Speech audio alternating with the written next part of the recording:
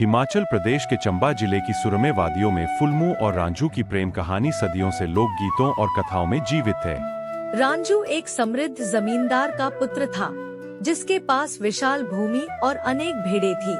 उसके पिता ने एक गडरिये को भेड़ों की देखभाल के लिए नियुक्त किया था, जिसकी सुंदर और मासूम बेटी थी, फुलमू। एक दिन गडरिये ने फुलमू को अपने साथ चरागाह पर ले जाने का निर्णय लिया। वहाँ रांझू और फुलमू की पहली मुलाकात हुई। दोनों ने साथ खेला, हंसे और धीरे धीरे उनकी दोस्ती गहरी होती गई। समय के साथ यह दोस्ती प्रेम में बदल गई। रांझू की बांसुरी की मधुर धुनें फुलमू के दिल को छू जाती थी। एक दिन फुलमू ने रांझू से कहा, तुम्हारी बांसुरी की धुन मुझे बेचैन कर देती है, मैं कोई काम नहीं कर पाती। इस पर रांझू ने अपने हृदय की भावनाओं को व्यक्त किया और दोनों ने अपने प्रेम का इजहार किया। उनका प्रेम छुपा न रह सका। एक दिन जमींदार के एक नौकर ने उन्हें साथ देखा और यह बात रांझू के पिता तक पहुंचाई।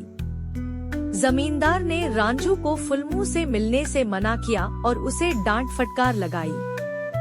गांव में भी उनकी प्रेम कहानी चर्चा का विषय बन गई, जिससे फुलमू के पिता ने उसका घर से निकलना बंद कर दिया। रांझू ने रात के अंधेरे में फुलमू से मिलने की कोशिश की, लेकिन फुलमू ने उसे समझाया, हमारा मिलना अब संभव नहीं है, तुम्हें अपने परिवार की बात माननी चाहिए। रांझू ने भारी मन से यह स्वीकार किया। जमींदार ने रांझू की शादी एक अन्य जमींदार की बेटी से तय कर दी। जब फुलमू को यह समाचार मिला, तो वह यह आघात सहन नहीं कर पाई और विषपान करके अपनी जान दे दी। एक ओर रांझू की बारात सज रही थी और दूसरी ओर फुलमू की अर्थी उठ रही थी। बारात के मार्ग में रांझू ने फुलमू की अंतिम यात्रा को देखा। वह अपनी पालकी से उतरा और फुलमू की चिता को मुखाग्नि दी। अपने प्रेम की अग्नि में जलते हुए रांझू ने भी उसी चिता में कूदकर अपने प्राण त्याग दिए। फुलमू और रांझू की यह दुखद प्रेम कहानी चंबा की लोकधारा में सदैव जीवित रहेगी।